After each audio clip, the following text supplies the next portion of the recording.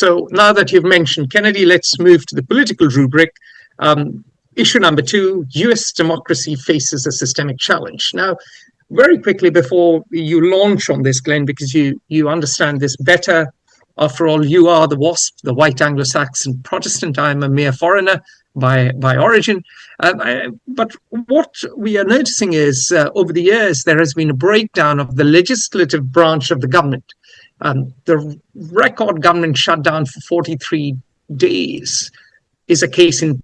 Why did it happen? Because the US Congress failed to pass a budget for the new financial year that begins on September 1st. Like other legislatures, the US Congress has the power of the purse. It approves appropriations from the US Treasury. In an ideal world, the Congress would pass the budget and the federal government would function smoothly for the year. Since the start of the 21st century, Congress has not met the appropriation deadlines and authorized most federal funding through a continuing resolution, CR. Now, a CR provides temporary financial coverage for government programs until a regular appropriations bill is passed. The fact that Congress cannot even pass a budget is very worrying. Now, this breakdown is a symptom. It's a symptom of extreme polarization. Republicans view Democrats as woke totalitarians. Democrats view Republicans as racist fascists. The US, to quote a great man sitting with me, is more divided than at any other time since 1861, since the Civil War. Glenn has said this ad nauseum. He's made the argument that the division is greater than the 1960s and 1970s. And what has transpired because of this legislative breakdown, or perhaps or led to it in part, it's a radical increase in executive power.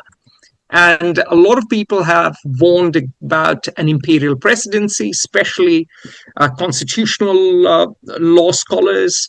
They talked about giving the incumbent of the White House a loaded gun because of the increase in executive orders, executive privilege, emergency powers, and agency rulemaking. All of these were used to bypass congressional gridlock. George W. Bush used it during the during the global war on terror, which Glenn knows really well, and we have a couple of podcasts on this. The neoconservatives engaged in a power grab and justified torture. Now we have the theory of unitary executive. The president is certainly a king, if not an emperor. Over to you, Glenn. Well, I'll say something perverse intentionally. If there was any silver lining to America's abiding original sin and struggle with slavery and its legacy, it was that for a century, after having divided and just about destroyed the nation from even before its birth, there was a compromise between conservative Southerners who were white and social the working class of whites in the North created the Democratic Party, and you had a compromise coalition that caused moderating policies on the whole, and avoided a polarization on sectional, regional, or policy lines. That all broke down happily in some ways with the progressive successes of the civil rights movement, which really took off after World War II and during my lifetime, from the mid-50s up until today. And the consequences of that success and triumph and progressive realization of the American ideal of all men are created equal is the polarization of the political process. What that has done is to empower one of the original strains strain as in currents in American society, which is nativist, racist, white supremacist, frankly, hostile to immigrants, isolationist, and in many ways fundamentally anti-democratic. And that has all come to reside, all of those forces and perspectives to reside in the Republican Party. And as immigration has joined the civil rights movement from the mid-60s on, that has empowered, given focus for the resentments and the objectives of this conservative political faction. And you thus have a polarization of American society, the American political process, and now the American government. So that the moderating democratic norms that were made more possible because of obligatory compromise within our political system now no longer moderate themselves or the process. And we're finding that Americans are discovering that literally 40% of American citizens, when you take polls, this is the Pew Research Center, have no interest at all, don't care about democracy. They just want a strong leader to solve the issues and to give the appearance, at least, and I'm not being facetious, of making America strong. And so this is what's happening. What's the consequence of these recent trends? Well, I think the centralization of power and the erosion of the checks and balances that kept that in check for 2 centuries will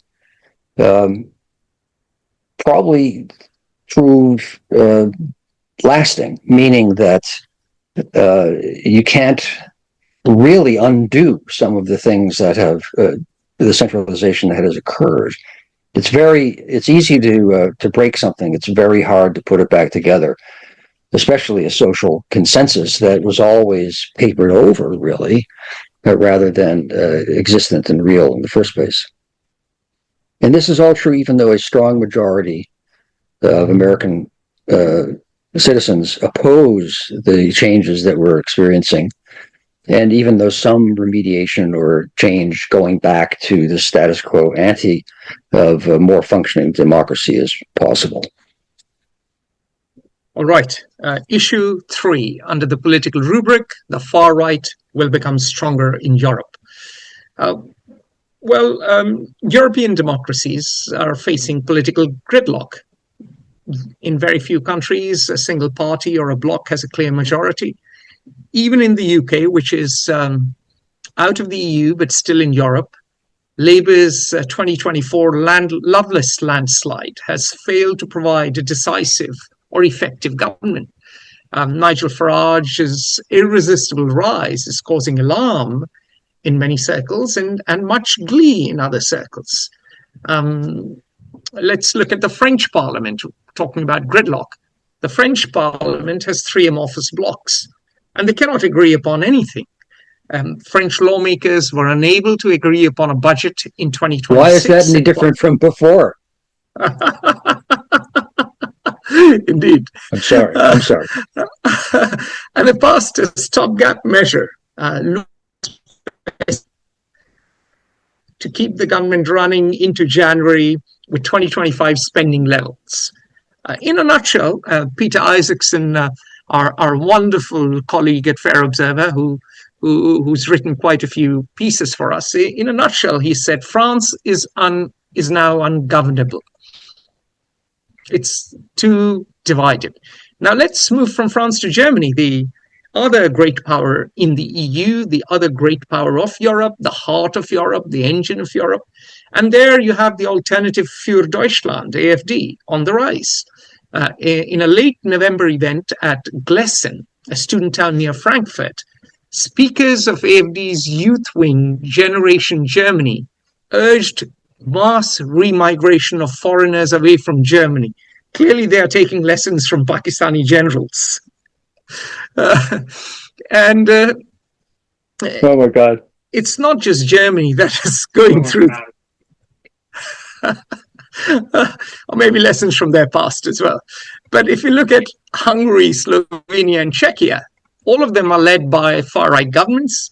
Italy, Finland, and Croatia have far right parties in the government. In fact, Italy's leader, who's now very popular and is pretending to be a moderate, began as a far right leader. And rumor has it that her deputy prime minister, when he opens the door and welcomes you in his house, you greet him and a bust of Benito Mussolini above saying hello as well.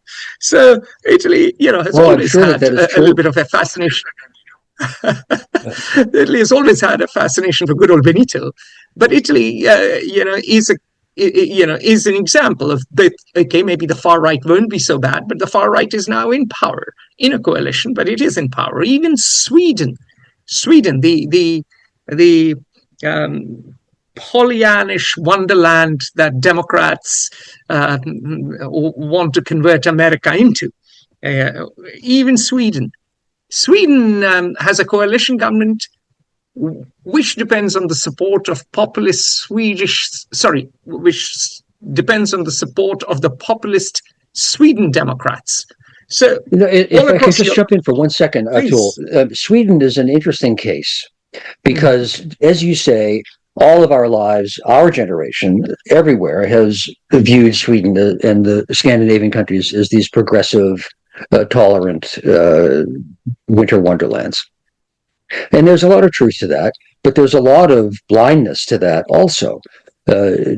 Sweden had a very strong current of support for far-right fascistic views up through World War II, certainly, in a very similar way to the currents that I just talked about with regard to the United States. So Western societies, I think all societies, are far more tribally based than our conventional views concerning progressive democracies would have us think consciously. And that fundamentally, the tribalism, fundamentally explains the millennia of religious struggles, as well as the ethnic racial struggles, all related to immigration and the political crisis of democracy, specifically in Europe you're talking about. Yeah, and in Europe we have increasing economic pain. We have growing democratic dysfunction. We have declining demographic trends and rising immigration. So obviously, this is going to benefit the far right. In fact, a polycrisis is brewing, and we'll talk about more about that later.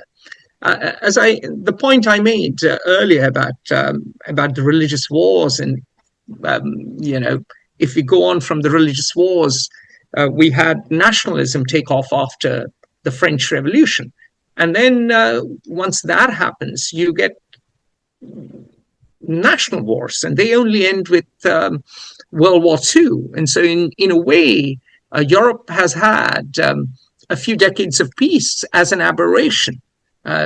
So the rise of our right in some ways is maybe a reversion to mean what's new. Yes.